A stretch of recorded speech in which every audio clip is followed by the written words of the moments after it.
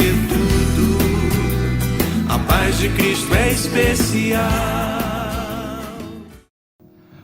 A graça e a paz. Eu sou o pastor Gustavo, o pastor da Igreja Presbiteriana Central de Nova Friburgo. Eu quero trazer uma palavra ao teu coração nesse dia. E hoje eu quero compartilhar com você a palavra que se encontra na Epístola de Paulo aos Gálatas, no capítulo 5, a partir do verso 22. Se você tem um amigo que está fora da igreja porque diz que a igreja é um lugar de gente hipócrita, gente problemática, onde existem muitas coisas erradas, chama ele para assistir essa mensagem ou envia ela para ele. Talvez possa ser útil. Se você é uma pessoa que está fora da igreja porque acha que a igreja é um lugar cheio de problemas, de gente hipócrita, onde existem muitas coisas erradas, essa mensagem certamente é para você. Então fique atento, abra o teu coração.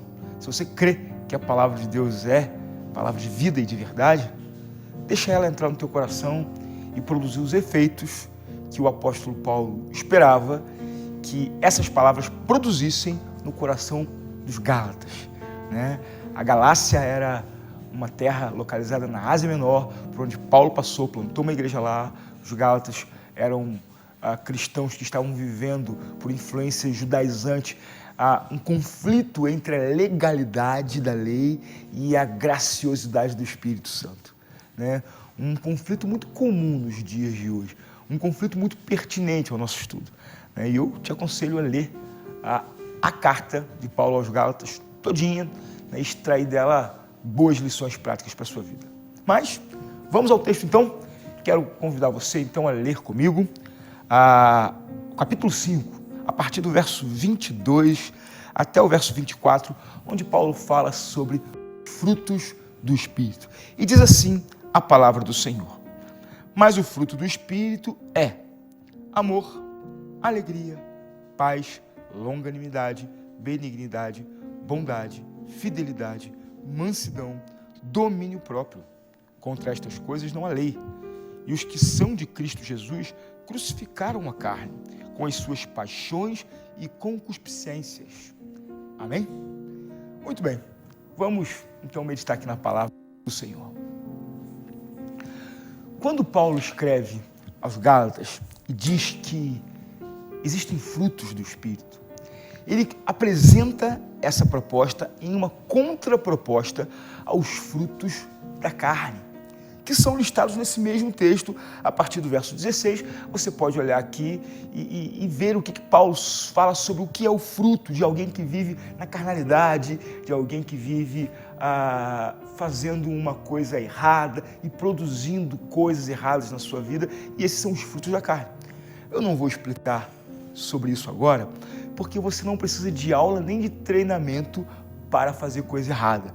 Nós precisamos de treinamento para fazer a coisa certa. Coisa errada nós fazemos naturalmente, né? Infelizmente essa é uma realidade, né? Cremos que o pecado entrou na nossa vida e inclinou a nossa tendência, a nossa inclinação volitiva toda ao pecado.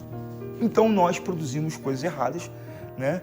Naturalmente, haja visto as crianças, né, que nascem, às vezes mesmo sem saber falar, já sabem mentir, né, já sabem esconder, já sabem fazer uma série de coisas erradas que ninguém ensinou para elas, né? Um fruto natural, né, da humanidade. As crianças sabem ser egoístas, sabem serem revanchistas, sabem ser vingativas, sem que ninguém tenha colocado isso na mente delas de maneira cognitiva, ou seja, isso é uma herança que ela traz intrínseca à sua existência.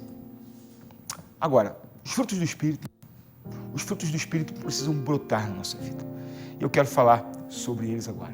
Bom, o primeiro fruto do Espírito que Paulo apresenta na lista dele aqui em Gálatas, que começa no verso 22, é o amor. E antes de eu falar do amor como fruto, eu preciso te explicar o que o amor não é. O que o amor não é? Você talvez já tenha ouvido falar que o amor é o dom supremo. Talvez você já tenha lido isso na sua Bíblia. E certamente se leu em 1 Coríntios 13. Lá no cabeçalho do capítulo 13, em algumas Bíblias está escrito: amor o dom supremo. Então, embora isso esteja escrito na sua Bíblia, isso não é o original da Bíblia. Esses cabeçalhos que aparecem na Bíblia, eles não são originais.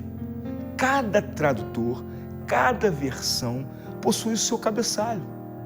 E quem pôs esse título sobre 1 Coríntios 13 foi João Ferreira de Almeida, um português que foi o primeiro tradutor da Bíblia.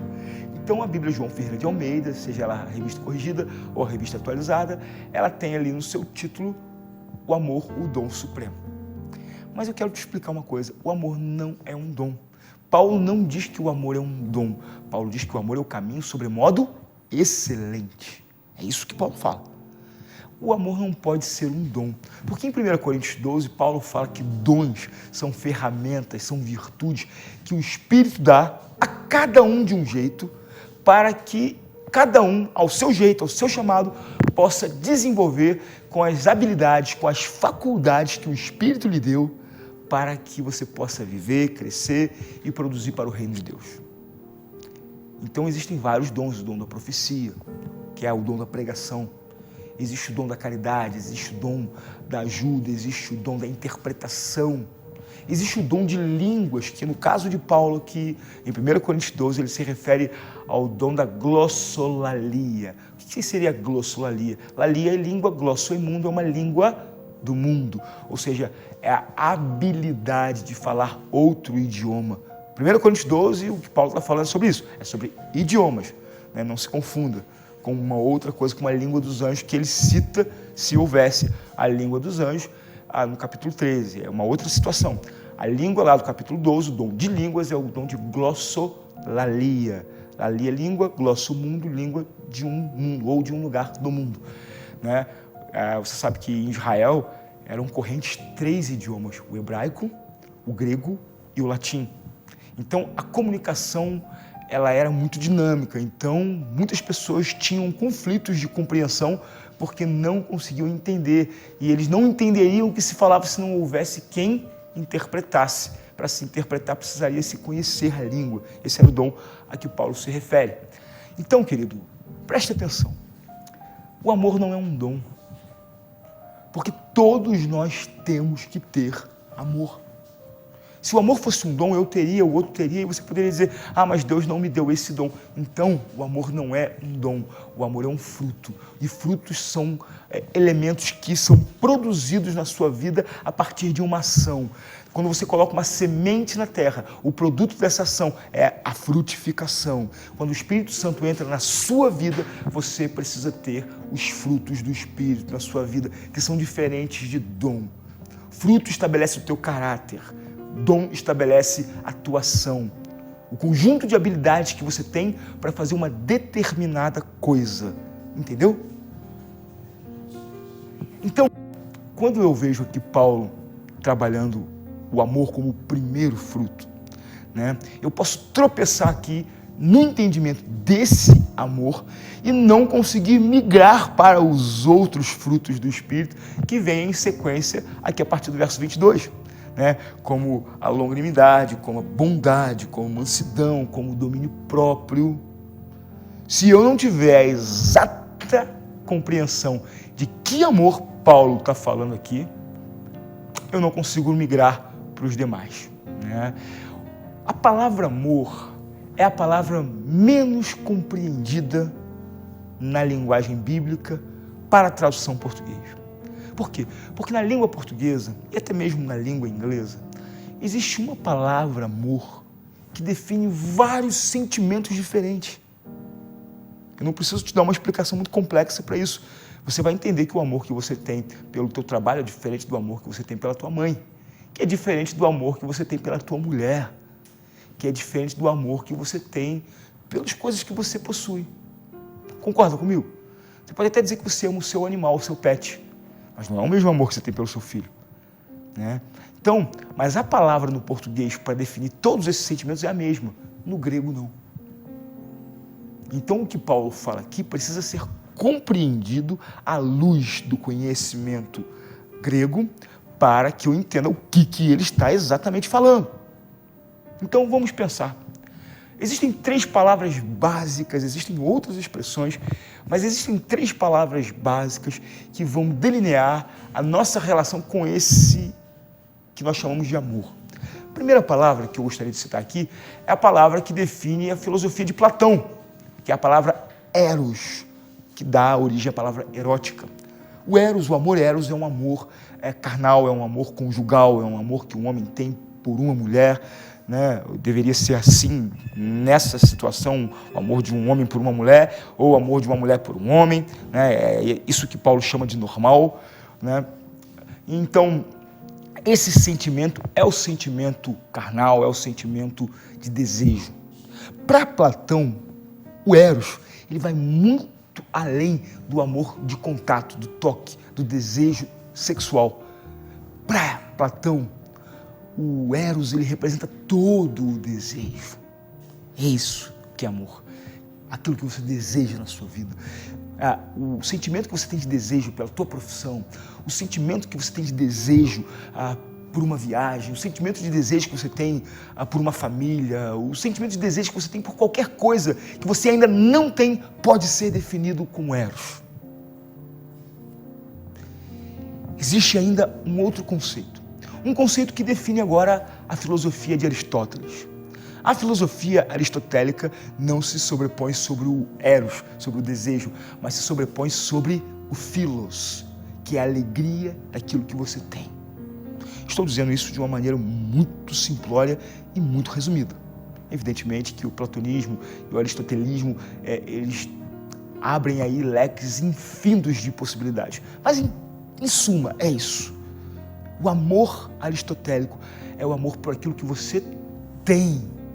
Você tem uma esposa, então você é feliz. O conceito de felicidade, de alegria aristotélica é aquilo que você tem, aquilo que você possui. É o philos, eu gosto daquilo que eu tenho. Eu não desejo, eu tenho. Então você tem esse amor pelos seus amigos, pelas pessoas, daí a palavra filantropia. Antropo, homem, filo, amor. Amor ao homem. E esse amor não tem nada a ver com o sentimento eros, é um sentimento de gostar. Sabe aquele amigo que você tem, que você preza, que faz bem a tua alma, como a amizade de Davi e Jonatas, na Bíblia? Como a amizade que Jesus tinha com Pedro, Tiago e João, que faziam parte do seu núcleo de intimidade? É esse amor. É o amor que você tem pela profissão que você alcançou. Philos. É o amor que você tem pela família que Deus te deu, pela igreja que Deus te deu. Philos. Mas Paulo não está falando nem do eros e nem do philos. Paulo está falando de um outro amor ainda. Um amor ao qual Jesus Cristo debruçou o seu entendimento sobre ele, e todas as vezes que Jesus ele falava sobre o seu amor, ele falava a partir desse conceito de amor, que é o conceito ágape. Uma palavra muito conhecida. A ágape, ela possui vários sentidos na língua grega, mas quando se fala de amor, e principalmente quando nós lemos o que Cristo infere, é verdade que Cristo traz essa palavra, ele se apropria desse vocábulo grego, né, desse substantivo grego, e traz ele para si, né? Nós não vamos considerar o ágape dentro da cultura grega, mas eu preciso considerar o ágape dentro da cultura a que Cristo atribuiu para ele se apropria desse termo que já era pré-existente, ele traz para o seu discurso e fala: o meu amor ágape, ele é sacrificial. O amor a que Paulo fala, como fruto do Espírito, é a capacidade de você se sacrificar. É um amor sacrificial. Talvez você conheça melhor esse amor ao contemplar o que talvez a tua mãe tenha feito por você, o teu pai tenha feito por você. Noites sem dormir, abrir mão de viagens, de sonhos pessoais para educar você, para cuidar de você, para tratar a sua saúde. Sacrifícios que os seus pais fizeram para favorecer você. Talvez você entenda isso de uma maneira muito mais ampla, fazendo hoje isso pelo seu filho. Quantas coisas você já abriu mão na sua vida por causa do seu filho? Quantos sonhos você abdicou para que teu filho pudesse fazer aquilo que ele queria, ou que desejasse, ou que você achasse bom para ele? Quantas vezes você já chorou, escondido do seu filho?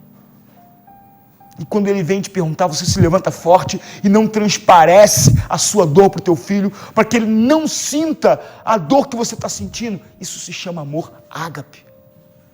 Nós, humanos, podemos viver isso sim, evidentemente, numa condição muito menor. Cristo foi até a cruz, morreu por nossos pecados. Esse amor é ágape.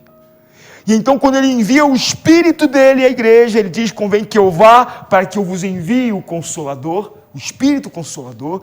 Esse Espírito entra na nossa vida e ele precisa produzir frutos. E o primeiro fruto que Paulo lista aqui é o amor. E que amor? O amor sacrificial. Mas por que o amor sacrificial? Por que o amor sacrificial na minha vida cristã? Então eu falo com você. Lembra que eu perguntei se você tem algum problema com a igreja? Todos esses itens citados pelo apóstolo Paulo aqui, eles têm a ver diretamente com a nossa vida com pessoas difíceis. Então amar aqui uma pessoa é um sacrifício. Pessoas complicadas, pessoas complexadas, pessoas problemáticas. Amar essas pessoas é um sacrifício e você tem que fazer. Não tem a ver com ter desejos por elas e nem apreciar a presença delas na sua vida. Não é isso que Paulo está falando. Paulo está falando sobre um amor que é sacrificial. Eu tolero ela, eu caminho com ela, mesmo que eu tenha dificuldade com ela. Eu preciso aqui, segundo ele, de alegria. Que alegria é essa? É uma alegria que nasce no meio da dor. É uma alegria que não precisa de circunstâncias favoráveis para existir, mas uma alegria espiritual, como a do Salmo 23, a mesa na presença dos adversários. É ter alegria no meio da dor, no meio da dificuldade. É quando ele fala sobre paz, paz no meio da guerra. É quando ele fala sobre longanimidade, é ter paciência.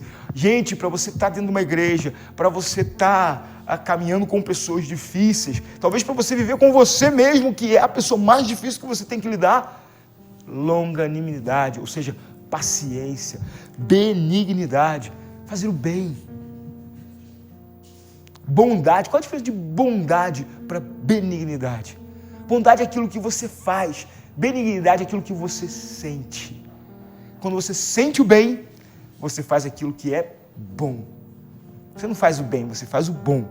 Mas para você fazer o bom, você precisa sentir o bem, entendeu? E aí então ele fala sobre fidelidade, mansidão. Vai ter muita gente testando a tua paciência. Vai ter muita gente nesse mundo tirando você do sério, inclusive dentro da igreja.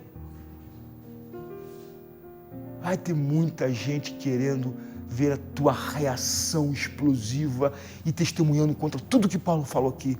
Mas é nessa hora que o Espírito gera em você domínio próprio. Aquela capacidade de respirar, sentir toda a ira do mundo, mas não verbalizar, não vociferar, não exteriorizar aquilo que o Espírito está controlando em você.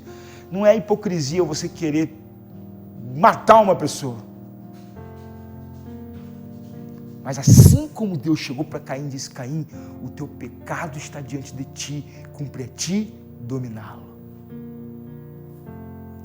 Eu quero encerrar essa breve palavra dizendo para você o seguinte, querido. Pensa na tua vida. Se Deus te deu essa caixa de ferramentas para você ser bênção na igreja dele, se você sai da igreja porque você não tem essa caixa de ferramentas, é porque você não tem os frutos do Espírito. E você precisa procurar Deus, buscar Deus e pedir para que Ele derrame sobre você essa frutificação do Espírito, para você ser bênção. Quem é bênção serve na igreja, sendo ela problemática ou não. Se você não tem paciência com as pessoas, se você não tem domínio próprio e quer falar tudo para as pessoas, se você é alguém que vai para o Facebook, para o WhatsApp e fica fazendo a sua verborreia, a diarreia verbal, falando um monte de besteira para todo mundo, querendo dar moral em todo mundo, você está dentro da tua razão. Você está dentro do teu direito. Você fala o que você quiser. Você só não é cristão. Você só não é crente. Você só não tem os frutos do Espírito. Isso não sou eu que estou falando. É o apóstolo Paulo. E então, que Deus abençoe a sua vida. Para que você tenha domínio próprio. para que o amor sacrificial direcione todas essas outras virtudes e transforme você em uma pessoa melhor. Errei, volta, pede perdão, recomeça. Errou de novo, perdeu o domínio próprio, perdeu a benignidade, perdeu a bondade. De repente você não conseguiu tolerar alguém em amor. Normal, você é pecador, eu também sou. É isso que nós fazemos. Caiu, foi infiel, levanta, querido. E deixa Deus mudar a sua vida, porque esse é o processo. Que Deus abençoe você, uma boa semana para você, a graça e a paz. De coração, irmão, quero te declarar a paz que vem de Jesus e vale muito, muito mais do que ouro ou outro metal, mais do que tudo, a paz de Cristo é especial.